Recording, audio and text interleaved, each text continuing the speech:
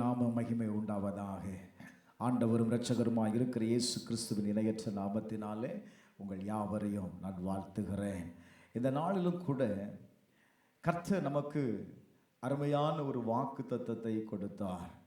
எஸ்ஐயா 62வது அதிகாரம் 3வது வசனத்தை வாசிக்கும் போது, நீ கர்த்தருடைய கையில் அலங்காரமான கிரீடமும் உன் தேவனுடைய கரத்தில் ராஜ முடியுமாய் இருப்பாய் என்று ஆண்டவர் நம்மளோடு கூட பேசினார். இந்த ஆண்டு நீங்கள் தேவனுடைய கரத்தில் ஒரு கிரீடமாய் இருக்கிறீர்கள். நன்றாக கவனிங்கள். கிரீடத்தை பெற்றுக்கொள்ளுகிற ஒவ்வொருவருடைய வாழ்க்கையிலையும் அவன் ஒரு மிகப்பெரிய ஆசீர்வாதத்தை பெற்றுக்கொள்ளுகிறான்.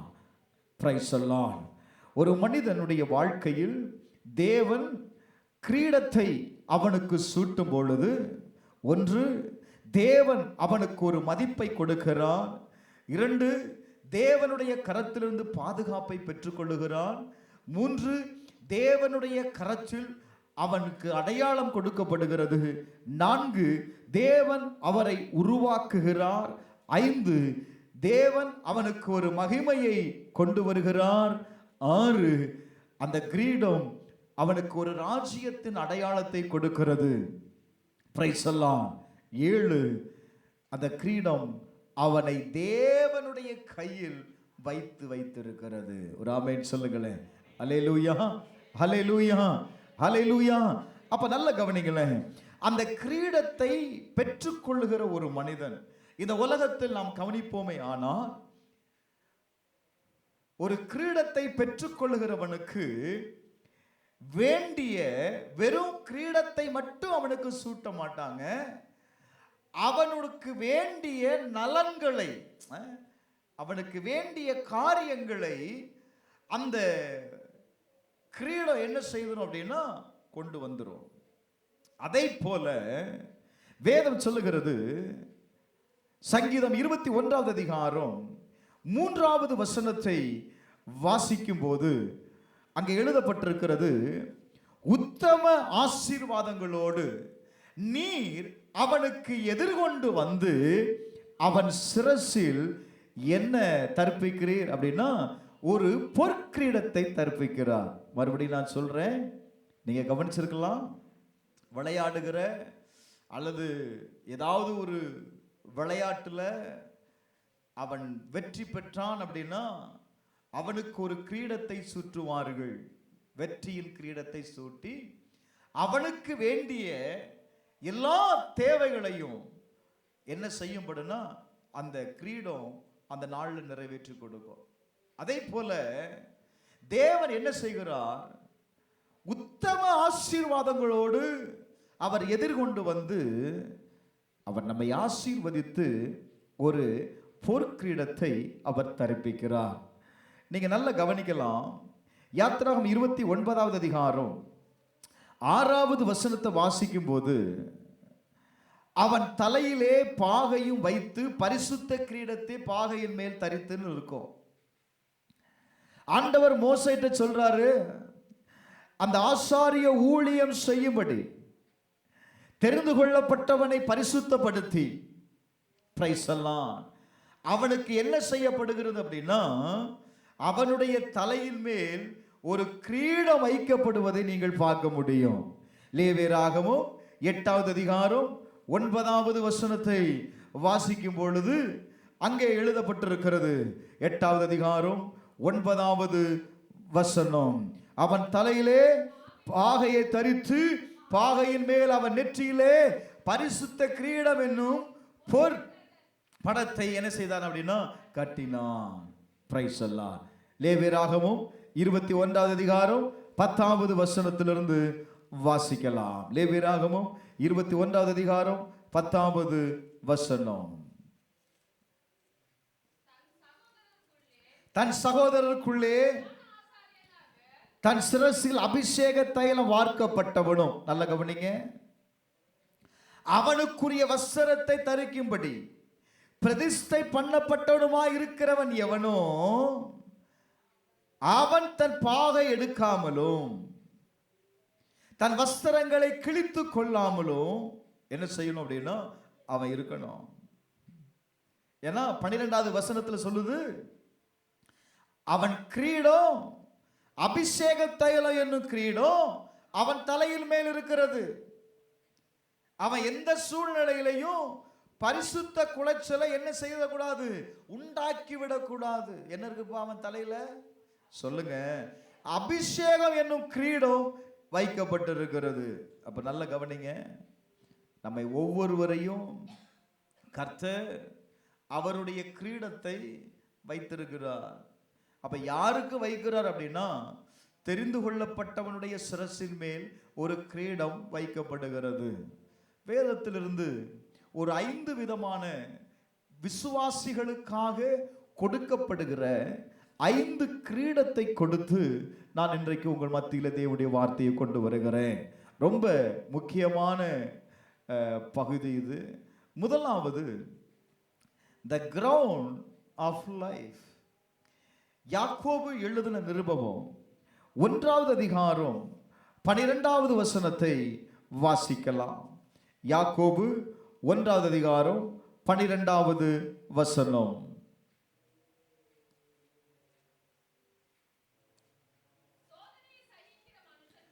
சோதனையை சகிக்கிற மனுஷன் பாக்கியவான். நல்ல கவனிக்கணும், அவன் உத்தமன் என்று விளங்கின பின்பு கர்த்தர் தம்மிடத்தில் அன்பு கூறுகிறவனுக்கு வாக்குத்தத்தம் பண்ணின ஜீவ கிரீடத்தை பெறுவான். யாருக்கு இந்த ஜீவ கிரீடம்? நல்ல கவனிங்க. பிரைஸ் எல்லாம் தேவனை நேசித்து தன்னுடைய வாழ்க்கையில் கடந்து வருகிற எல்லா சோதனையிலும் உபத்திரவத்திலேயும் விசுவாசத்தில் நிலைத்திருக்கிறவன் யாரோ, சோதனையில உபத்திரவத்துல விசுவாசத்தை விட்டு என்ன செய்திடக்கூடாது, விலகிடக்கூடாது. அந்த விசுவாசத்துல நிலைத்திருக்கிற ஒவ்வொருவருக்கும் அளிக்கப்படுகிற நித்தியமான வெகுமதி தான் இந்த ஜீவ கிரீடம். வேதம் சொல்லுகிறது, சோதனையை சகிக்கிற மனுஷன் பாக்கியவான். தன்னுடைய சோதனை நாட்களில் தேவனை விட்டு விலகி விடாமல் தன்னுடைய விசுவாசத்தில் உத்தமமாயிருக்கிறவன். அந்த நிலையிலையும் தேவனிடத்தில் நாம் அன்பு கூறும் பொழுது அவன் எதை பெறுவானா, ஜீவ கிரீடத்தை பெறுவானா. யோபு பக்தன் தன்னுடைய வாழ்க்கையில் எல்லாவற்றையும் இழந்த போது அவன் என்னதை மட்டும் விலகல அப்படின்னா, தேவனை மட்டும் விலகல. துணையாய் கொடுத்த மனைவி சொல்றாங்க, தேவனை என்ன செய்திருப்பா, விட்டு விலகிற. கொஞ்சம் நல்ல கவனிங்க, அவன் எந்த சூழ்நிலையிலையும் தேவனை விட்டு விலகல. தனக்கு உண்டான விசுவாசத்தில் அவன் உறுதியாய் நிலைத்திருந்தான்.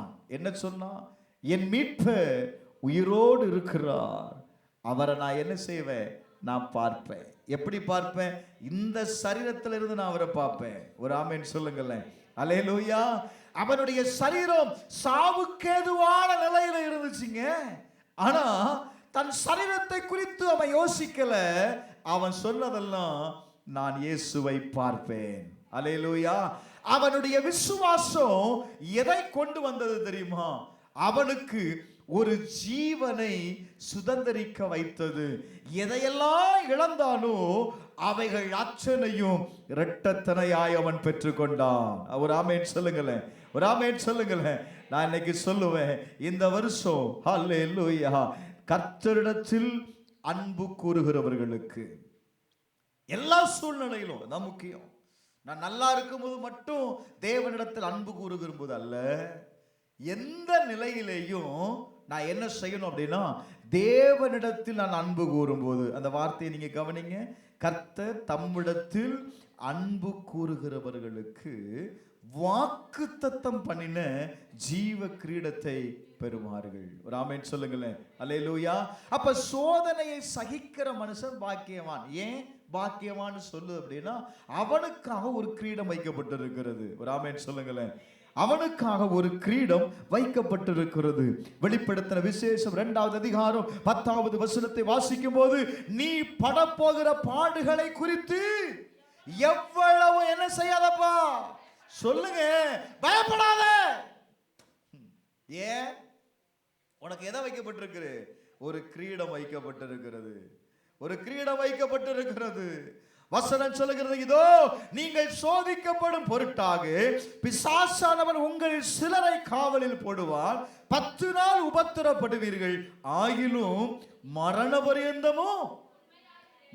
பரியந்தமோ உண்மையாயிரு, அப்ப எதை வருவ? ஜீவ கிரீடத்தை உனக்கு தருவேன். ஒரு ஆமென் சொல்லுங்களேன். அல்லேலூயா, அல்லேலூயா, அல்லேலூயா. வேதம் சொல்லுகிறது, நீ பட போகிற பாடுகளை குறித்து பயப்படாத. நீ என்ன செய்யாத? பயப்படாத. ஏன்? உனக்காக எதை ஆண்டவர் வைத்திருக்கிறார் அப்படின்னா, ஒரு ஜீவ கிரீடத்தை வைத்திருக்கிறார். அந்த நேரத்தில் நான் எப்படி இருக்கணும்னு வேதம் சொல்லுது? நான் உண்மையா இருக்கணும், என் விசுவாசத்தில் உண்மையா இருக்கணும், என் நம்பிக்கையில் உண்மையா இருக்கணும், என் ஜெபத்தில் உண்மையா இருக்கணும். அப்படி இருந்தனா ஆண்டவர் சொல்றாரு, அந்த போராட்டத்தை நீ ஜெயித்து விடலாம். ஒரு ஆமென் சொல்லுங்களேன். அல்லேலூயா, அல்லேலூயா. என்ன காரணம்? நீ தேவனுடைய கரத்தில் இருக்கிறாய். ஆமென் சொல்லுங்களேன்.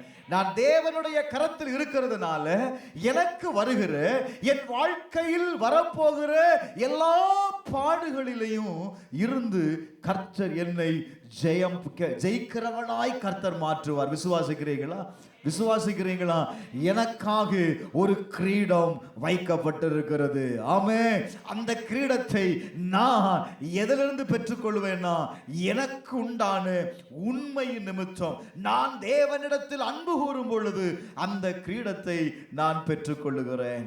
2வது, அழிவில்லாத கிரீடம். அழிவில்லாத கிரீடம். 1 கொரிந்தியர் 9வது அதிகாரம் 25வது வசனத்தை வாசிக்கலாம். வேதம் சொல்லுகிறது, பந்தயத்திற்கு போராடுகிற யாவரும் எல்லாவற்றிலேயும் இச்சையடக்கமாய் இருப்பார்கள், அவர்கள் அழிவுள்ள கிரீடத்தை பெறும்படிக்கு அப்படி செய்கிறார்கள், நாமோ அழிவில்லாத கிரீடத்தை பெறும்படிக்கு அப்படி செய்கிறோம். ஒரு ஆமென் சொல்லுங்களேன். அல்லேலூயா. அழிவில்லாத கிரீடம். எல்லாரும் சொல்லுங்க, என்ன கிரீடம்? கர்த்தர் நமக்கு ஒரு அழிவில்லாத கிரீடத்தை வைத்திருக்கிறார். பிரைஸ் அல்லாஹ். இந்த கிரீடம் எப்பொழுது கொடுக்கப்படுகிறது அப்படின்னா, கர்த்தருக்காக, இயேசுவுக்காக எவன் ஒருவன் தன்னுடைய வாழ்க்கையில் ஒழுக்கத்தோடு சுய கட்டுப்பாடோடு வாழ்ந்து அதன் மூலம் போராட்டத்தில் நிலைத்திருக்கிறானோ அவனுக்கு என்ன உண்டு அப்படின்னா, அழிவில்லாத கிரீடம். இந்த எக்ஸசைஸ் பண்ற ஆளு இந்த கிரீடத்தை பெற்றுக்கொள்ளணும் அப்படின்னு பந்தய சாலையில ஓடுகிறவர், அந்த 24 வாசித்தீங்கன்னா தெரியும். பந்தய சாலையில் ஓடுகிறவர் எல்லாரும் ஓடுவார்கள், எல்லாரும் ஓடுவான். ஆனாலும் ஒருவன், நல்ல கவனிங்க, பந்தயத்தை பெறுவான் என்று அறியீர்களா? பந்தய சாலையில் ஓடுற எல்லாரும் தான் ஓடுவான், ஆனா ஒருத்தனுக்கு தான் கிரீடம். அவன் யாரா இருப்பான் தெரியுமா? அவன் யாரா இருப்பான் தெரியுமா? அவன் ஒழுக்கம் உள்ளவனா இருப்பான். யாரா இருப்பான்? ஒழுக்கம் உடையவனா இருப்பான். தன்னுடைய சரீரத்தை குறித்து ரொம்ப கவனம் உடையவனா இருப்பான். பாருங்க, பிரைஸ் அல்லாஹ். எந்த சூழ்நிலையிலையும் அவன் தடுமாறுகிற நிலையிலையும் அவன் ஏன் அந்த தடுமாற்றத்தை அறிந்து அதை சரி பண்ணி, ஐயோ நம்ம தடுமாறி விட்டோமோ என்று அவன் முடங்கி இருக்க மாட்டான். மறுபடியும் என்ன செய்வான் தெரியுமா? எழுந்து ஓடுவான். அவனுக்கு உண்டான ஒழுக்கம் என்ன அப்படின்னா, 4 மணிக்கு எழுந்து ஓடுறான் அப்படின்னா வருஷம் முழுவதும் அவன் ஓடிக்கிட்டே இருப்பான். அதுல வெற்றி பெறுகிற வரை என்ன செய்துட்டு இருப்பான்? ஓடிக்கிட்டே இருப்பான். ஒரு நாள் தளர்ந்து விட்டோன்னு சொல்லி மறுநாள் என்ன செய்யலாம்? கொஞ்சம் 5 மணிக்கு போகலாம், 6 மணிக்கு போகலான்னு தீர்மானம் பண்ண மாட்டான். அவன் 4 மணிக்கு போகும்போது அதே பழக்கத்துல அவன் என்ன செய்வான் தெரியுமா? தன் ஓட்டத்தை துவங்குவான். நல்லா புரிந்து கொள்ளுங்க. அதே போல நம்முடைய விசுவாச ஓட்டத்தில் நமக்கு ஒரு ஒழுக்கம் வேணும். பிரைஸ் எல்லாம் ஆர்வ கோளாறுல புது வருஷத்துல ஒரு 10 நாள் இல்லை ஒரு வாரம் பைபிள் படிப்போம் பாருங்க. காலையிலையும் சாயங்காலமும் கொஞ்ச நேரம் ஜெபம் பண்ணுவோம் பாருங்க. ஆனா போக போக போக அந்த வேத வாசிப்பு என்ன செய்திரும்? நம்மளை விட்டு குறைஞ்சிரும். ஜெபம் நம்மளை விட்டு குறைஞ்சிரும். அப்ப நல்லா கவனிக்கணும். வேதம் சொல்லுகிறது கர்த்தருக்காக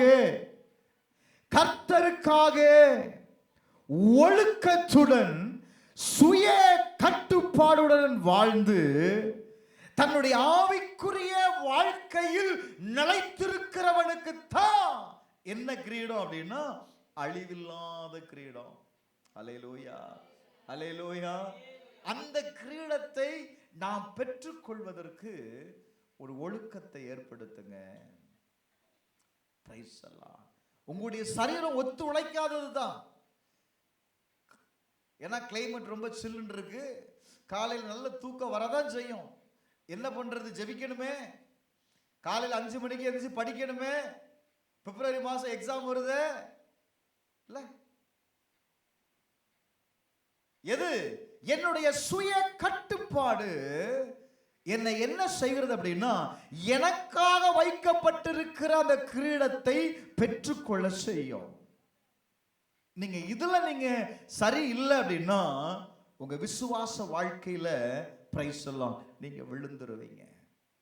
ஒரு நாள் தடுமாற்றம் உன் வாழ்க்கை முழுவதையும் தடுமாற செய்திடும். நீங்க கொஞ்சம் நல்லா கவனிச்சு பாருங்க. ஒரு சின்ன சோம்பலா தான் இருக்கும், சின்ன சோம்பலா தான் இருக்கும். அந்த சின்ன சோம்பல் என்ன செய்யுது தெரியுமா? இதுவரையிலையும் நீங்க கடைபிடித்த அந்த ஒழுக்கத்தின் நெறிய அது தகர்த்துருங்க. ஆமாவா இல்லையா? ஆமா. எவ்வளவு ஸ்ட்ராங்கா சொல்றாரு பாரு. பிரைஸ் எல்லாம். கல்யாணத்துக்கு முன்னாடி ஒழுங்கா ஜிம்முக்கு போயிட்டு இருந்த ஆளு என்ன நடந்துச்சுன்னு தெரியல. ஒரு சின்ன தளர்வு இப்ப என்ன செய்யற? மறுபடியும் போக முடியல. மேலும் விவரங்களுக்கு ஐசக் கண்ணனை தொடர்பு கொள்ளவும். அப்ப நல்ல கவனிங்களேன். தொடர்ந்து போயிட்டு இருக்கு. எனக்கு தெரிஞ்சு ஒரு 4-5 வருஷமா போயிட்டு இருக்கிறாரு. அப்ப நல்ல கவனிங்க. தொடர்ந்து போன ஒரு செயல் இப்ப செயலற்றதாய் நிற்கிறது. அதுல என்ன ஆகி போச்சு? 60 கிலோ இருந்தது இப்ப 80 கிலோ. சிரிக்கிறதுக்கு இல்ல, சிந்திக்க சொல்றேன். நாம் விடுகிற சில காரியங்கள் உங்க முழு வாழ்க்கையும் தடுமாற செய்திரும். ஒரு ஒழுக்கத்தை ஏற்படுத்துங்க. புதிய ஆண்டுல நீங்க கர்த்தருடைய கரத்தில் யாரா இருக்கிறீர்கள் அப்படின்னா கிரீடமாய் கர்த்தர் வைத்திருக்கிறார். Praise the Lord. அந்த கிரீடம் என்பது சாதாரணமானது அல்ல. உங்களோடு கூட இருக்கிற எல்லா ஜனங்களும் பார்க்கும்படி ஆண்டவர் உங்களுக்கு ஒரு கணத்தை வைத்திருக்கிறார். அல்லேலூயா. அதை பெற்றுக்கொள்வதற்கு தேவனுக்காக ஓடுங்க. நம்ம ஒவ்வொருவரும் பந்தய சாலையில் தான் இருக்கிறோம். உங்களுக்கு இன்னும் புரியணும்னு சொன்னீங்கன்னா ஒரு 8 மணிலேருந்து ஒரு 9 மணி வரை அந்த ஐயப்பாக்க ரோட்டில் வந்து நின்று பார்த்தீங்கன்னா தெரியும் எவ்வளவு வேகமாக ஓடுகிறாங்கன்னு. பஸ்ஸை பிடிக்கிறதுக்கு ஓட்டம், பைக்கு ஓடுது ஸ்பீடா இல்லை? எதற்காக? தன் வாழ்க்கையில் ஓடிட்டே இருக்கிறோம். நாமும் ஆவிக்குரிய வாழ்க்கையில் ஓடுகிறோம். நீங்க ஓடுறீங்களா? இல்லைன்னா எங்கேயாவது கால் வலிக்கு பாஸ்டர் அப்படின்னு உட்கார்ந்துட்டீங்களா? சில ஆள் இருக்கிறான், சில ஆளு இருக்கிறாங்க.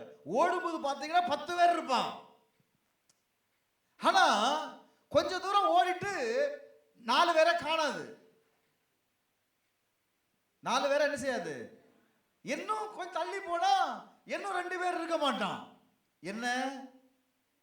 ஓட முடியல, சரீரம் ஒத்துழைக்க மாட்டுக்கு. நல்ல கவனிங்க, நாம் ஓடுகிறோம். இந்த உலகம் ஓடிக்கொண்டே இருக்கிறது. உங்க ஆவிக்குரிய வாழ்க்கையில உங்களுக்கு முன்பாக இலக்கை நியமித்து ஓடுங்க பிரதர். வேதம் சொல்லுகிறது, தேவனுக்காக ஓடு. நீ அப்படி ஓடுன அப்படின்னா உன் வாழ்க்கையில ஒரு மகிமையை அடைவீர்கள். எத்தனை பேர் ஆமோதிக்கிறீங்க? ஹல்லேலூயா. மூன்றாவது, the crown of righteousness, நீதியின் கிரீடம். முதலாவது சொன்னேன், பிரைஸ் தி லார்ட், ஜீவ கிரீடம். இரண்டாவது அழிவில்லாத கிரீடம். மூன்றாவது நீதியின் கிரீடம். 2 தீமோத்தேயு 4வது அதிகாரம் 8வது வசனம். 2 தீமோத்தேயு 4வது அதிகாரம் 8வது வசனம். இது முதல் நீதியின் கிரீடம் எனக்காக வைக்கப்பட்டிருக்கிறது. நல்ல கவனிங்க. நீங்க எப்போ ஓட்டத்தை நல்ல 7 நினைக்கிறேன், 7 வாசித்து பாருங்க. நல்ல போராட்டத்தை போராடினேன், ஓட்டத்தை முடித்தேன், விசுவாசத்தை காத்து கொண்டேன். இது முதல். எப்போ எப்போ சார்? என் ஓட்டத்தை தொடங்குறேன் பார், என் விசுவாசத்தை தொடங்கணும் பார், என் விசுவாசத்தில் நிலை நிற்கும்படி என்ன நான் ஆயத்த பண்ணினேன், எனக்குள்ள ஒரு கட்டுப்பாடை கொடுத்து நான் என்ன ப்ரிப்பேர் பண்ண பார். அது முதல் கொண்டு எனக்காக என்ன வைக்கப்பட்டிருக்கு அப்படின்னா நீதியின் கிரீடம் வைக்கப்பட்டிருக்கிறது. அல்லேலூயா. அந்த நீதியின் கிரீடத்தை கர்த்தர் எனக்காக தருவார். எத்தனை பேர் விசுவாசிக்கிறீங்க? எத்தனை பேர் விசுவாசிக்கிறீங்க? கர்த்தருடைய வருகையை நேசித்து கர்த்தருடைய வருகைக்காய் காத்திருக்கிற, கர்த்தருடைய வருகைக்காக அல்லேலூயா விசுவாசத்தோடு ஓடுகிற, தன் வாழ்க்கையில் போராட்டத்தை போராடி வாழ்க்கையின் ஓட்டத்தை முடிக்கிற ஒவ்வொருவருக்கும் நான் இப்படி சொல்லுவேன், ஏம்மா அந்த மொபைலை ஆஃப் பண்ணி போடுமா.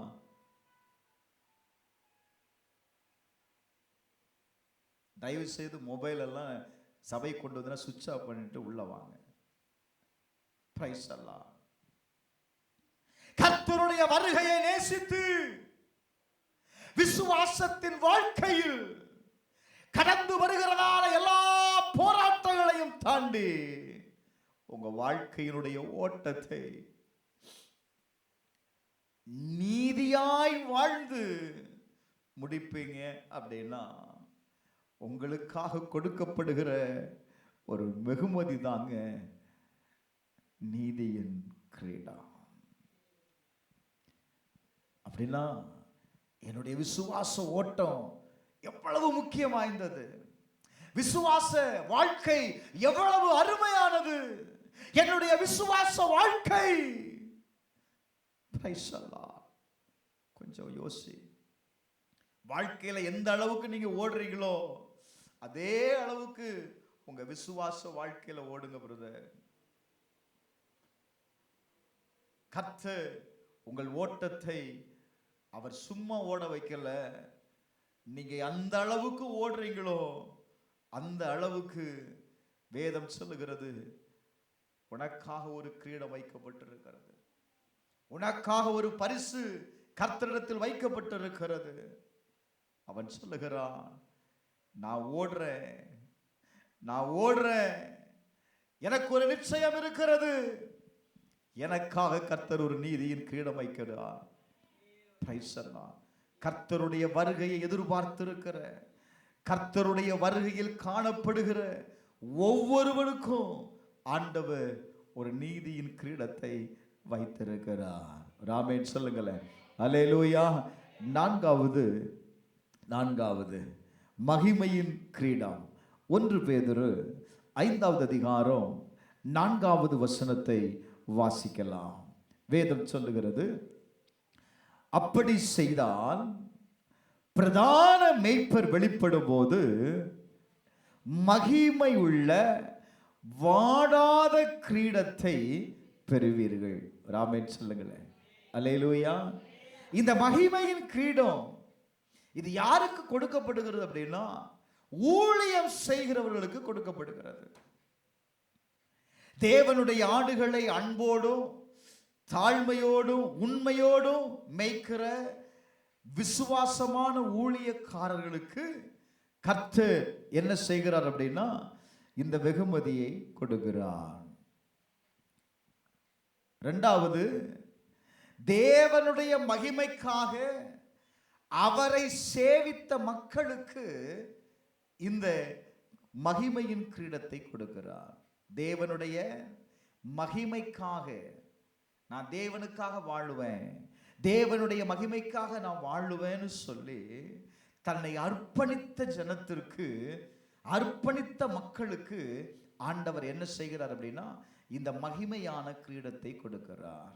பிரைஸ் அல்லாஹ். அப்ப நல்ல கவனிங்க, இந்த மகிமையான கிரீடம் ஒரு மனுஷனுடைய வாழ்க்கையில சூட்டப்படும் பொழுது அது என்ன செய்யும் அப்படின்னா, அவனுக்கு வேண்டிய மகிமையை கொண்டு வந்துடும். ஒரு ஆமென் சொல்லுங்களேன். அல்லேலூயா.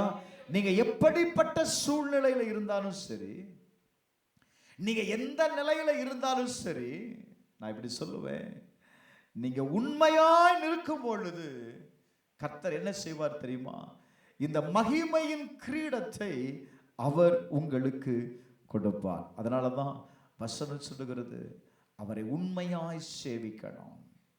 அறகுறையா சேவிக்கிறது இல்லை. எப்படி சேவிக்கணும் அப்படின்னா, உண்மையாய் சேவிக்கிறோம். உண்மையாய் சேவிக்கும் பொழுது கர்த்தர் அவனுக்கு எதை கொடுக்கிறார் அப்படின்னா, ஒரு மகிமையின் கிரீடத்தை கொடுக்கிறார். இது அவனுக்கு எதை கொண்டு வந்துடும் அப்படின்னா, ஒரு மகிமையான வாழ்க்கையை கொடுத்துரும். பிரைஸ் அல்லாஹ். ஐந்தாவது, the crown of rejoice. 1 தெசலோனிக்கேயர் 2வது அதிகாரம் 19வது வசனத்தை வாசித்து பாருங்க. 1 தெசலோனிக்கேயர் 5வது அதிகாரம் 2வது அதிகாரம் 19வது வசனம். எங்களுக்கு நம்பிக்கையும் சந்தோஷமும் மகிழ்ச்சியின் கிரீடமாய் இருப்பவர்கள் யார்? நம்முடைய கர்த்தராகிய இயேசு கிறிஸ்து வரும்போது அவருடைய சந்நிதானத்திலே நீங்கள் அல்லவா அப்படி இருப்பீர்கள். பிரைஸ் அல்லாஹ். ஹலோ, நீங்களே எங்களுக்கு மகிமையும் சந்தோஷமுமாய் இருப்பீர்கள். மகிழ்ச்சியின் கிரீடம். பிரைஸ் அல்லாஹ்.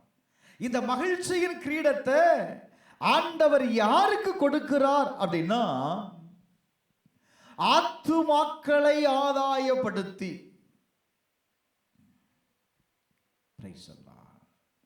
அவர்களை கிறிஸ்துவினிடத்தில் கொண்டு வருகிற, அல்லது அவர்களை விசுவாசத்தில் நிலைநிறுத்துகிற ஒவ்வொருவனுக்கும் கொடுக்கப்படுகிற கிரீடம் தான் இந்த மகிழ்ச்சியின் கிரீடம். நான் இப்படி சொல்றேன், நீங்க ஒரு ஆத்துமாவை கிறிஸ்துவுக்குள் ஆதாயப்படுத்தி,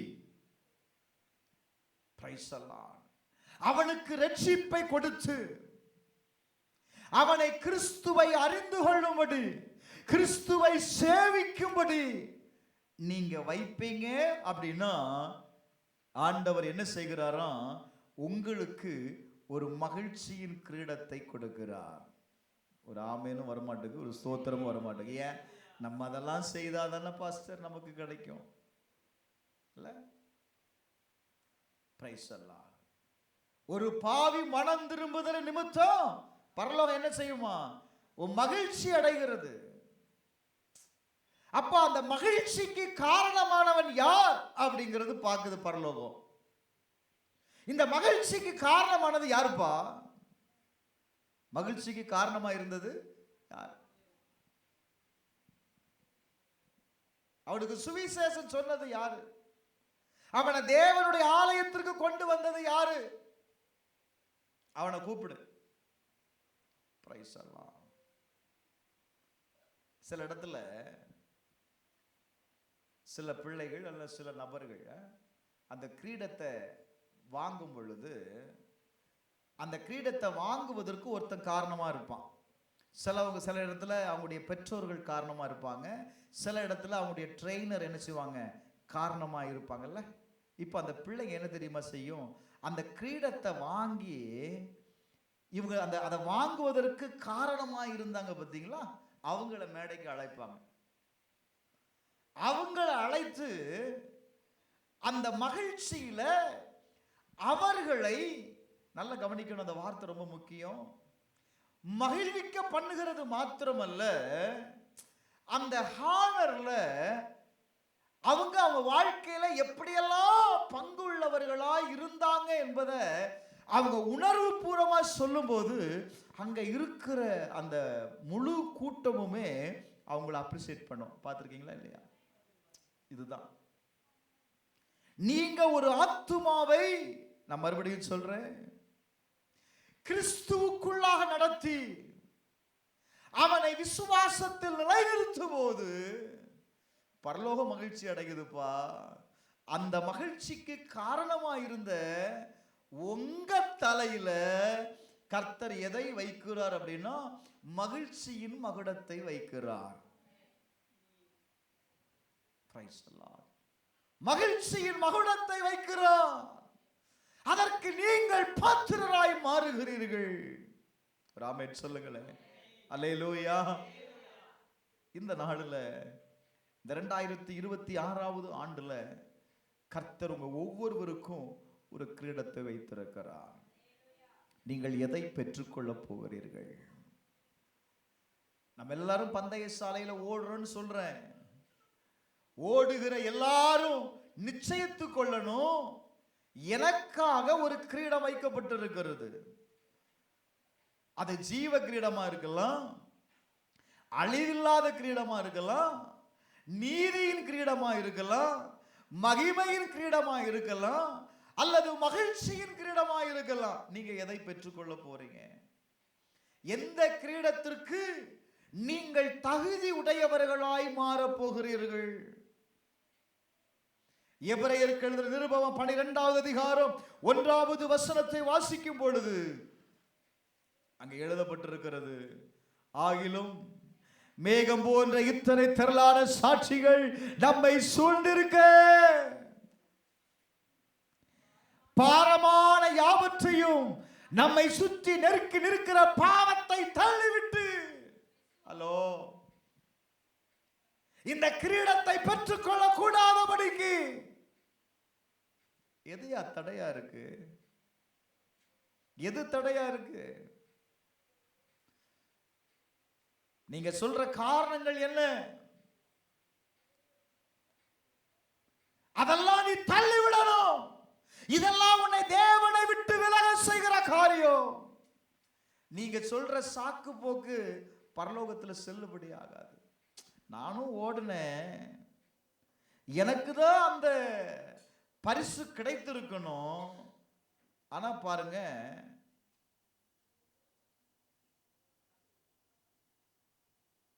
என்ன செய்துட்டார் அவரு? அவனுக்கு கொடுத்துட்டார்.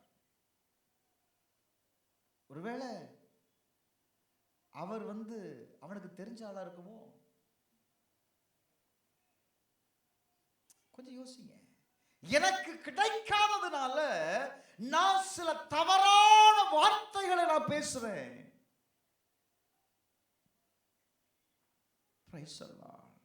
இந்த தவறான வார்த்தைகள் உங்களை தேற்றுகிறது போல இருக்கும், ஆனா அது உங்களை மறுபடியும் எழுப்பாது. நீங்க எப்போ உங்க வாழ்க்கையில உங்க தோல்வியை ஏற்றுக்கொண்டு நான் மறுபடியும் நான் ஜெயிப்பேன், நான் அடுத்த முறை நான் வின் பண்ணுவேன் அப்படின்னு நீங்க சொல்றீங்க பாருங்க, அப்பதான் அடுத்த முறை உங்களால என்ன செய்ய முடியும் பாருங்க, அந்த வின் பண்ண முடியும். குறை சொல்லுகிறவனால, சாக்கு போக்கு சொல்லுகிறவனால ஒரு நாளும் ஒருபோதும் எதை பெற்றுக்கொள்ள முடியாது அப்படின்னா, வின் பண்ணவே முடியாது. தன்னுடைய தோல்வியை உணர்ந்து, தான் செய்த தவறை உணர்ந்து மறுபடியும் எழுந்து நிற்கிறான் பாருங்க, அவன் தாங்க வெற்றி அடைவான். இன்னைக்கு அநேக சூழ்நிலையில நம்ம என்ன சொல்றோம் தெரியுமா? சாக்கு போக்கு சொல்றோம். ஆராதனை முடிய போது இப்பதான் 2 பேரும் உள்ள வராங்க. இப்ப அவங்ககிட்ட கேட்டா என்ன சொல்லுவாங்க? ஏதாவது ஒரு காரணத்தை சொல்லுவாங்க. அப்போ பிசாசு என்ன செய்கிறான்? தேவ சமூகத்தை விட்டு விலக செய்கிறான். இதை நீங்க புரிந்து கொள்ளணும். அந்த கிரீடத்தை நீ பெற்றுக்கொள்ள முடியாதபடி உன்னுடைய ஓட்டத்தை தடுக்கும்படி ஆவிக்குரிய வாழ்க்கையில கடந்து வருகிற போராட்டங்களை ஏன் சார் ஜெயிக்க முடியல? வேதம் சொல்லுகிறதே, நான் உலகத்தை ஜெயித்திருக்கிறேன் சொன்னாரா இல்லையாப்பா? ஆண்டவர் அந்த ஜெயித்து தானே கொடுத்திருக்கிறாரு. போராட்டம் உண்டு சொன்னாரு. போராட்டத்தை மட்டும் கொடுக்கல, கூடவே என்னமும் இருக்கு, ஜெயமும் இருக்கு. ஏன் நம்மளால ஜெயத்தை பார்க்க முடியல? போராட்டம் மட்டும்தான் நம்ம வாழ்க்கை அப்படின்னு நினைச்சு ஓடுறோம்.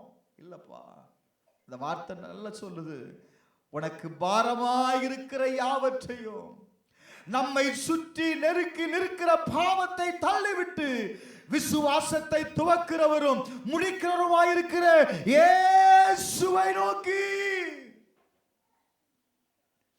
யாரை நோக்கி போனோம்? யாரை முன்னாடி வச்சிருக்கிற? இயேசுவை முன்னாடி வச்சிருக்கிற இயேசுவை நோக்கி. நமக்கு நியமித்திருக்கிற ஓட்டத்துல பொறுமையோடு ஓடு. ஒரு ஆமென் சொல்லுங்களேன். அல்லேலூயா, அல்லேலூயா. கால் வலிக்குதுன்னு உட்காராத, பொறுமையா மூவ் பண்ணிட்டே இரு. உட்கார்ந்துராத, ஓடிட்டே இரு, ஓடிக்கிட்டே இரு. நீ பொறுமையாய் ஓடும் பொழுது நான் சொல்லுவேன், உன்னால அந்த போராட்டத்தை ஜெயிக்க முடியும். நீ நிற்கும் போதுதான் உனக்கு சோதனை. கொஞ்சம் கால் வலிக்குன்னு உட்கார்ந்து பாருங்க, அந்த வலி பெருசா தெரியும். அடுத்து உங்களால என்ன செய்ய தெரிய முடியாது தெரியுமா? தொடர்ந்து நடக்க முடியாதுங்க. நான் சொல்லுவேன், வேதம் சொல்லுது, இன்னைக்கு உங்க வாழ்க்கையில எதெல்லாம் உங்களை தடுக்குது, உங்க ஓட்டத்தை, உங்க விசுவாச வாழ்க்கைய, உங்களுடைய விசுவாச வாழ்க்கையில எதெல்லாம் தடுக்குதோ அதெல்லாம் தள்ளி ஏற்பட்டு, அதெல்லாம் விலைக்கிற வேண்டாம். இயேசுவை மட்டும் ஃபிக்ஸ் பண்ணு. அவரை முன்பாக வைத்து நீ அவருக்கு முன்பாக, அவரை முன்பாக வைத்து அவருக்கு பின்பாக நீ போவன்னு சொன்னா அந்த ஓட்டம் ஜெயம் உள்ளதாய் இருக்கும். அல்லேலூயா, அல்லேலூயா. 2 தீமோத்தேயு 4வது அதிகாரம் 7வது வசனம் சொல்லுகிறது. இப்பதான் நம்ம வாசிச்சோம், மறுபடியும் வாசிங்க.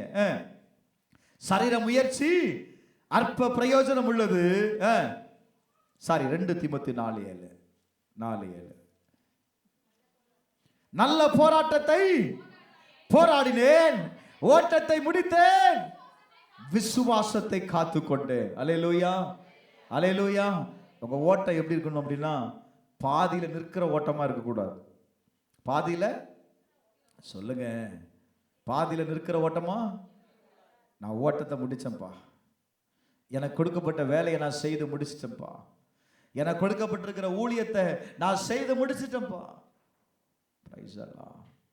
என் விசுவாசத்தை நான் காத்துக்கொண்டேன். ரொம்ப முக்கியம்.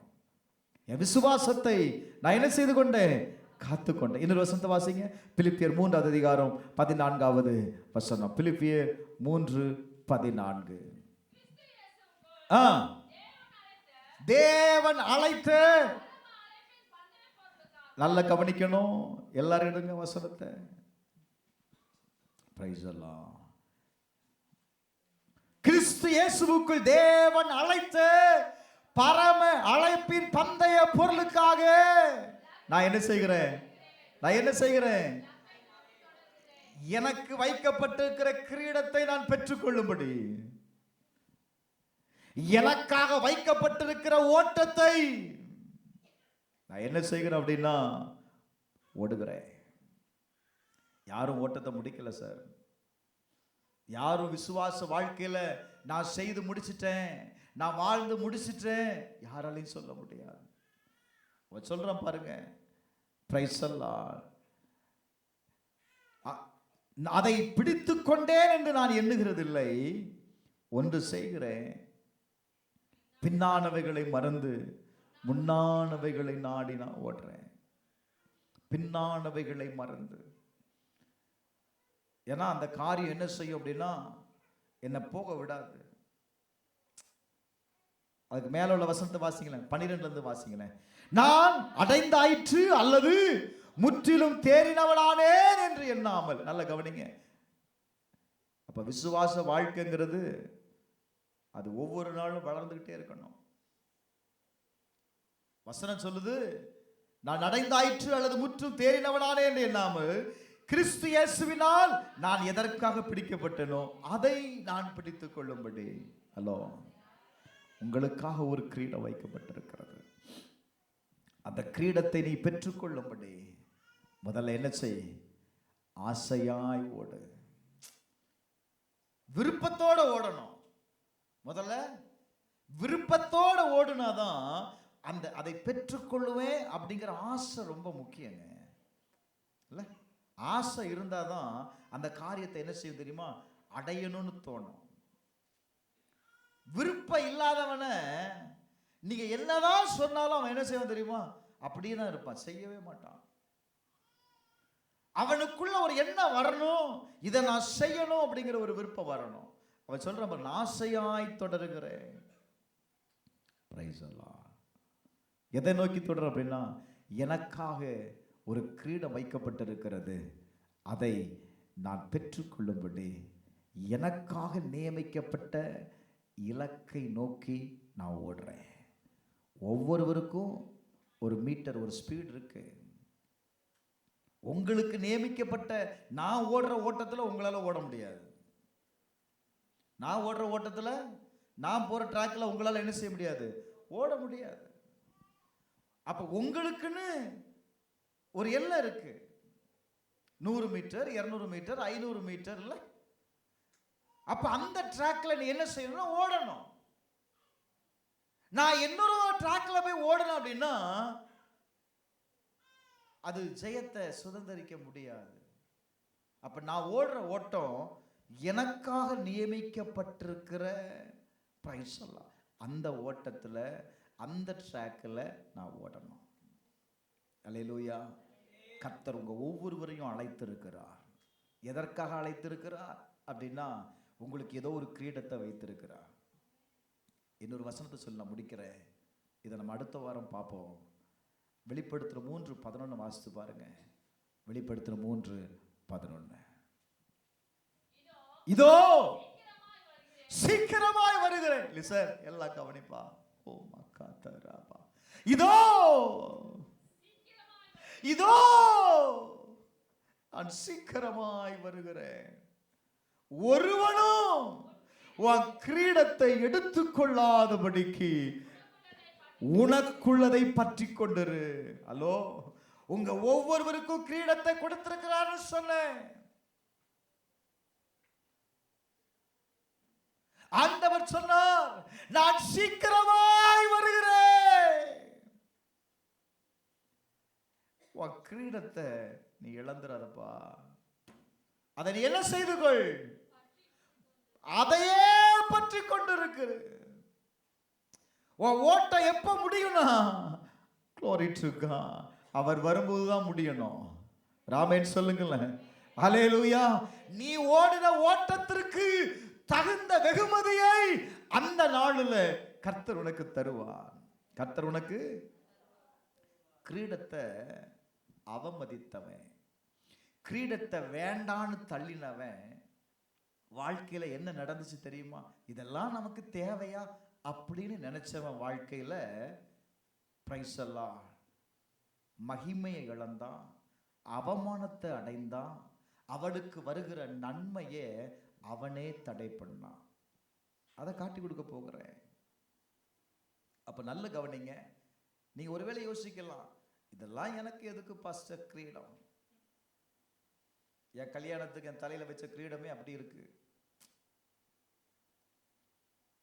நான் அந்த கிரீடத்தை வச்சு நான் என்ன பண்ண போறேன்? அந்த கிரீடத்தை வச்சு நான் என்ன பண்ண போறேன்? அந்த கிரீடம் தான் நியாய தீர்ப்பு நாள்ல உனக்கு வேண்டிய வெகுமதியை கொண்டு வரும், உனக்கு வேண்டிய மதிப்பை கொண்டு வரும். கிரீடத்தை இழந்துடாத. அதனாலதான் ஆண்டவர் சொல்றாரு, உனக்குள்ளதை பற்றி கொண்டிரு. யாருக்குள்ளத சொல்லுங்க பிரதர். நீங்க செய்கிற ஒவ்வொரு காரியத்திற்கும், நீங்க செய்கிற ஒவ்வொரு ஊழியத்திற்கும் ஆண்டவர் ஒரு வெகுமதியை வைத்திருக்கிறார். இழந்துடாத. இப்ப நீங்க முடிவு பண்ணுங்க, எந்த ட்ராக்ல ஓட போறீங்க?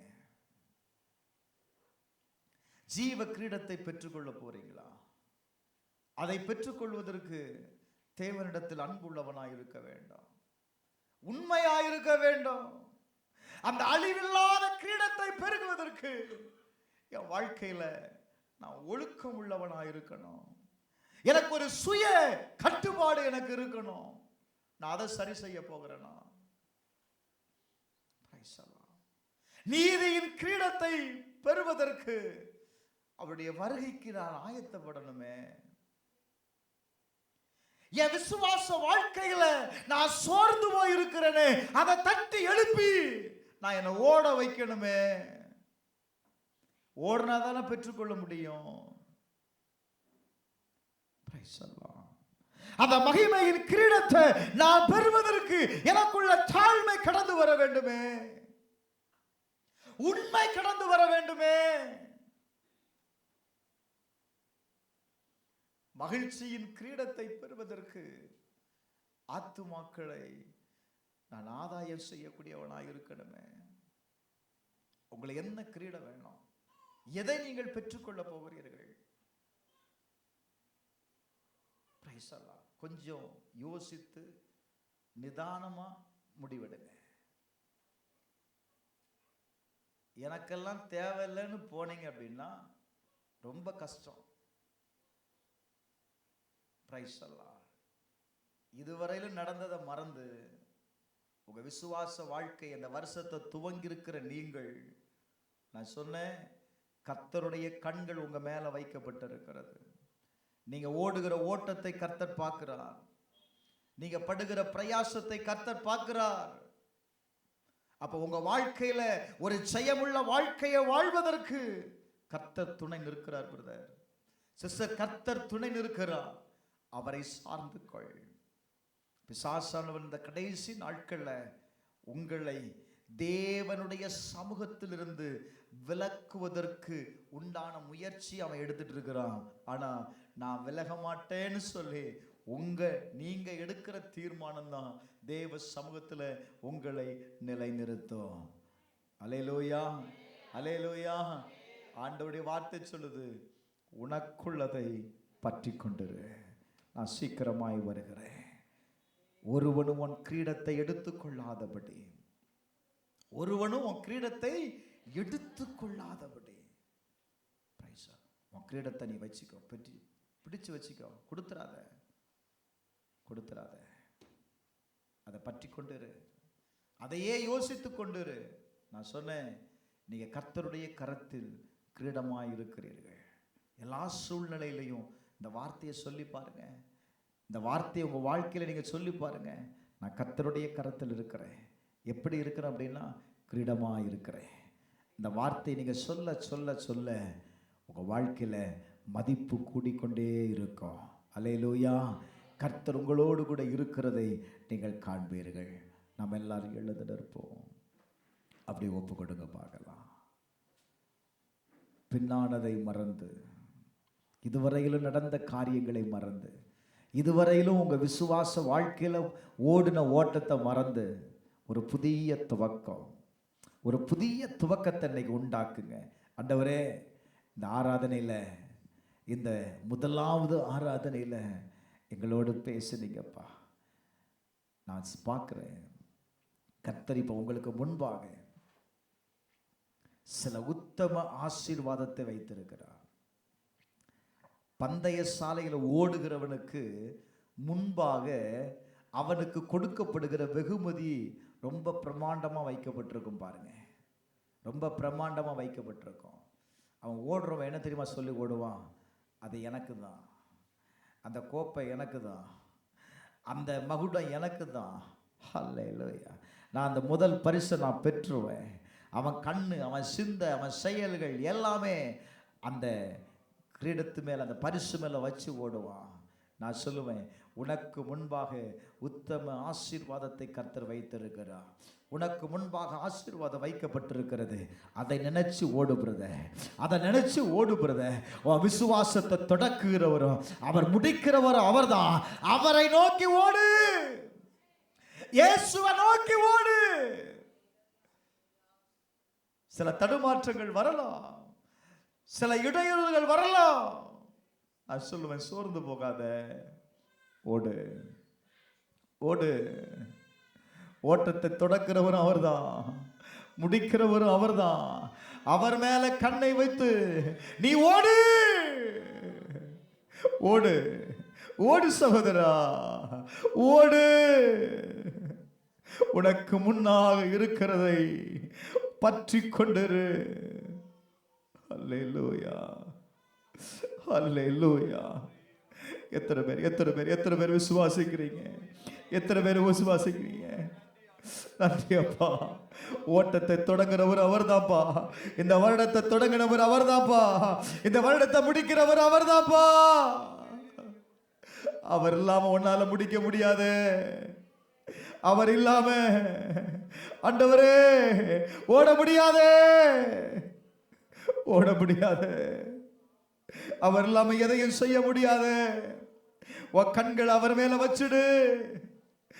ஓ தேங்க்யூ லார்ட். பிரியமானவனே, உன் ஆத்துமா வாழ்வது போ நீ எல்லாவற்றிலும் வாழ்ந்து சுகமாயிரு மகனே.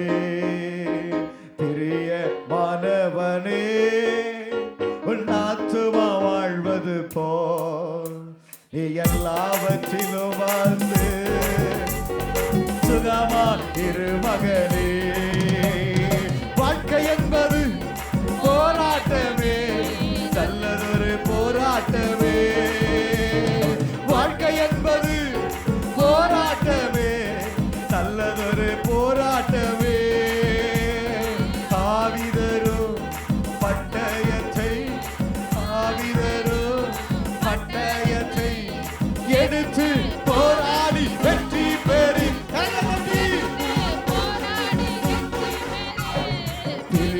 பிரியமானவனே, உன் ஆத்துமா வாழ்வது போ நீ எல்லாவற்றிலும் வாழ்ந்து சுகமாயிரு மகனே.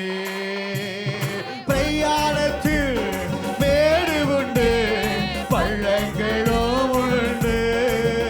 ஓ பிரயாணத்தில்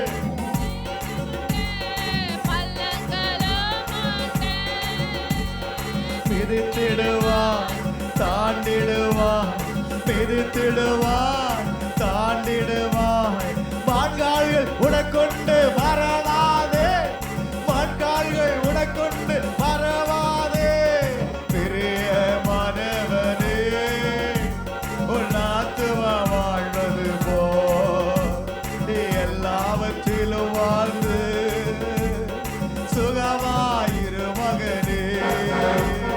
பிரியமானவனே, உன் ஆத்துமா வாழ்வது போ நீ எல்லாவற்றிலும். நல்ல கரைகளை தட்டி ஓ தேங்க்யூ லார்ட். ஓட்ட பந்தயம் நீ ஓடுகிறாய், ஒழுங்கின்படி ஓடு மகனே. ஓட்ட பந்தயம் நீ ஓடுகிறாய், ஒழுங்கின்படி ஓடு மகளே. நெருங்கி வரும் பாவங்களை, நெருங்கி வரும் பாவங்களை உதறி தள்ளிவிட்டு ஓடு மகனே, உதறி தள்ளிவிட்டு ஓடு மகளே. பிரியமானவனே, உன் ஆத்துமா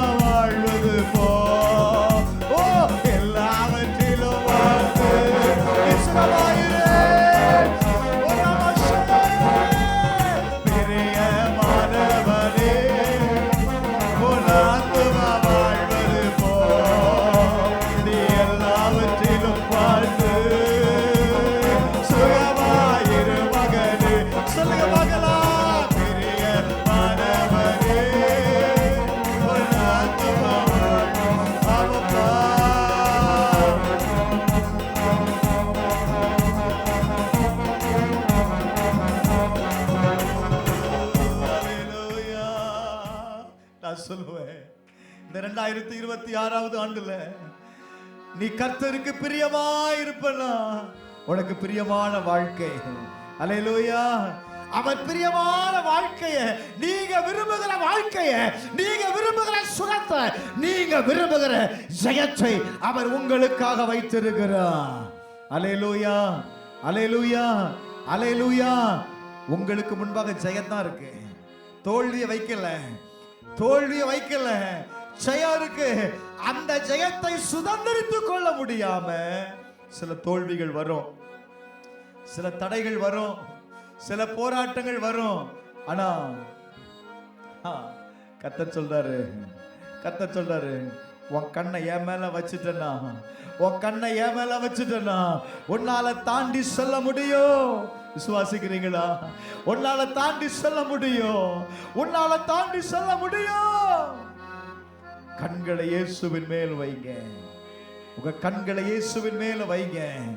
அவருடைய கண்கள் உங்க மேல வைக்கப்பட்டிருக்கிறது. அப்படி ஒப்பு கொடுப்போமா? எத்தனை பேர் ஒப்பு கொடுக்குறீங்க? இயேசப்பா, உங்க கண்கள் என் மேல வைக்கப்பட்டிருக்கிறது. இந்த 2026வது ஆண்டுல என் கண்களை உங்க மேல வைத்து நான் ஓடுறேன்ப்பா, உங்க மேல வைத்து நான் ஓடுறேன்ப்பா. நான் லெப்ட்ல ரைட்ல பார்க்காம முன்பாக பார்த்து நான் ஓடுறேன்ப்பா. முன்பாக, எல்லாரும் சொல்லுங்க, முன்பாக, முன்பாக, எனக்கு முன்பாக வைக்கப்பட்டிருக்கிற கிரீடத்தை பெற்றுக்கொள்ளும்படி நான் ஓடுகிறேன். நான் ஒண்ணு செய்றேன், பின்னானவைகளை மறந்து முன்னாடி இருக்கிற அந்த கிரீடத்தை பெற்றுக்கொள்ளும்படி நான் ஓடுறேன். ஒப்பு கொடுப்போமா? எங்கள் பரலோக பிதாவே, இயேசுவின் நாமத்தில் ஜெபிக்கிறப்பா, எங்க வாழ்க்கையில தடுமாற செய்த எல்லா காரியத்தையும் விட்டு, உங்க சமூகத்தை விட்டு விலக செய்கிற எல்லா சூழ்நிலைகளையும் தள்ளி உம்மை மட்டும் சார்ந்து கொண்டு இந்த 2026வது ஆண்டை கடந்து செல்ல கர்த்தர் எங்களுக்கு உதவி செய்யும். எனக்காக வைக்கப்பட்டிருக்கிற கிரீடத்தை நான் இழந்து போகாதபடிக்கு அதையே நான் பற்றிக் கொள்ள, அதையே நான் சிந்தித்துக் கொள்ள, அதை நான் சுதந்திரித்துக் கொள்ள ஆண்டவர் இரக்கம் பாராட்டும். இயேசுவின் நாமத்தில் ஜெபிக்கிறேன் நல்ல பிதாவே, ஆமென்.